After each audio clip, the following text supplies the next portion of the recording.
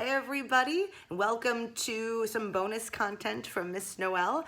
This week is Arts in Education Week, National Arts Education Week, woohoo! And so we're really excited to give you guys a little bit of information and some places to go for information, as well as a creative exercise that I'm gonna be continuing out this week with you guys to kind of self-define and give you a little bit of an outlet for creative tendencies, which we know everybody needs.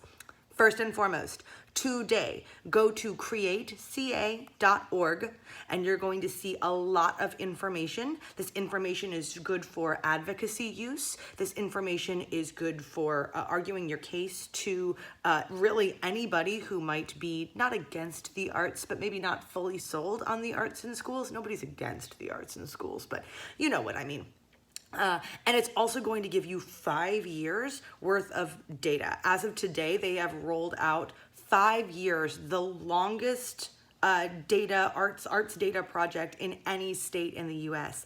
5 years of data on arts and education in California schools. And let me tell you, the picture could look better. There's still a lot that we need to do, and there's plenty of toolkits and resources on there to help you advocate for the arts that you need and that you know that our children need.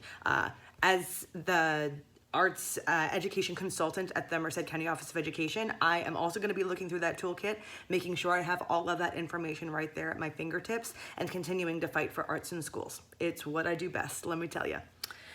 So that's our information for today. Now we're going to get to our creative exercise. Are you ready? I have been doing something on Facebook that I call writing your entrance. And I have friends comment on my Facebook thread, and I write how I would have them enter my novel. And it's things like this. Richly spiced and warm to the touch, she comes in always like the smell of perfume on linen, at once a fleeting glance and a lasting impression. That was my one friend. Then, here's another. She is a flutter of richly colored feathers, ever in movement, beautifully ruffled and delicate of step, focused solidly on the sky and giving forth the distinct impression of being, at all times, about to fly. That is the way I like to describe people. I don't like to describe them necessarily physically, or even the way that sometimes the way that they move, but I like to try and find the essence of their energy, the thing that they give off, the thing that they want the most from every entrance into every room, and I try and characterize that in a way that really makes the reader see it.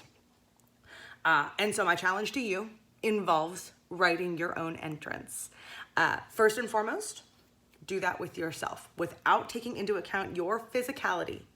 Write the way that you would like your character to be described as they enter a room for the first time. After that, I want you to put it into a category of some kind. When you really read these words, for example, richly spiced, warm to the touch, smell of perfume, do you see, smell, taste, feel, or hear that particular description? With my richly spiced and warm to the touch friend, that's absolutely something I taste and smell. And so when I read that description, I get whiffs of this, and I get the impression of chili powder on my tongue. I get the impression of stirring something which has a rich and warm smell to it. That's absolutely where I would categorize that would be both taste and smell. And after that, I want you to title your creation how you would describe yourself and start gathering ingredients. Now, we are not making a novel necessarily. We are not making a play necessarily, or a film, or a perfume, or a recipe. We are making anything that you think will define you. Anything that you think will best express who you are and how you are. So those ingredients can be pictures of your childhood. Those ingredients can be descriptive words. Those ingredients can be butter, sugar, flour. Those ingredients can be smeared colors of paint on a canvas. I'm curious, based on the exercise that you just did, what are the ingredients that make up you?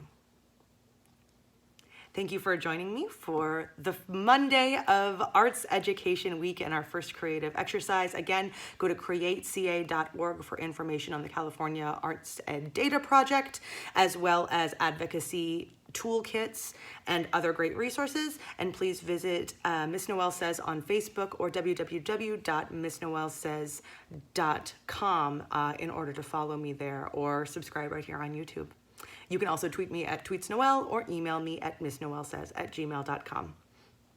Have a great Monday, guys.